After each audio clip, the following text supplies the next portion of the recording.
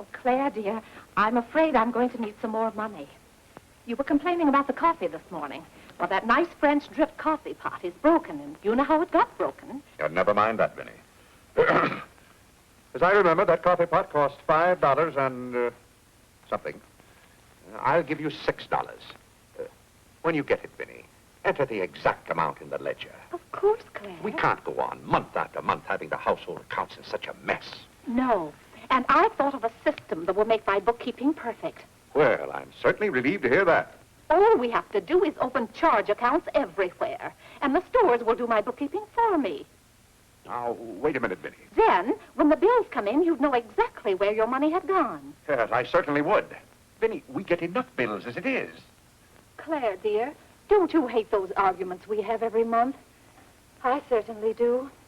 Not to have those, I should think, would be worth something to you. Well, I'll open an account at Lewis and Conger's and one at McCreary's to start with. Thank you, Claire. We'll see how it works out. Thank you.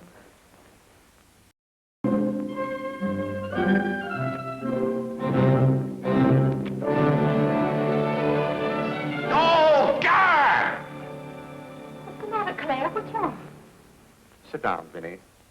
Oh, Claire, Cora and Mary are leaving any moment Sit down. now. Vinny, you know I like to live well, and I want my family to live well. But this house must be run on a business basis. I must know how much money I'm spending and what for. For instance, if you recall, a week ago, I gave you $6 to buy a new coffee pot. Yes, because you broke the old one. You threw it right on the floor. I'm not talking about that. Now, I find here among my... It was a pity to break that nice coffee pot, Claire. It was imported from France, and that little shop has stopped selling them. But what has that They said the tariff wouldn't let them, and that's your fault because you're always voting to raise the tariff. The tariff protects America against cheap foreign labor. Now, this bill... The tariff does nothing but put up the prices, and that's hard on everybody, especially the farmer. happened to that $6? What's $6?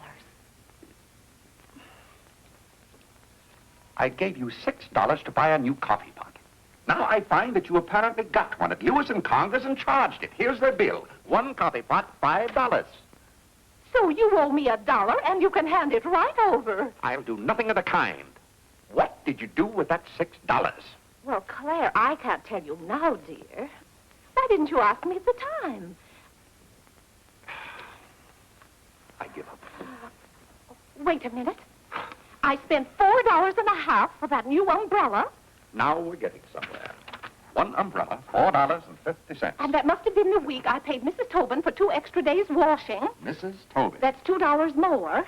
That $2. makes $6.50, and that's another 50 cents you owe me. I don't owe you anything.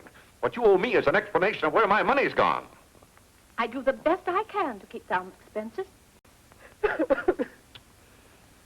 Well, I suppose I'll have to go ahead just paying the bills and hoping I've got enough money in the bank to meet them. But it's all very discouraging. I'll try to do better, Claire. Well, that's all I'm asking. Not before you give me that $1.50. What $1.50? The $1.50 you owe me. I don't owe you any $1.50. I gave you money to buy a coffee pot for me, and somehow it turned into an umbrella for you. Why, Clarence Day, what kind of man are you? Quibbling about $1.50 when your immortal soul is in danger. And what's more, All right. All right.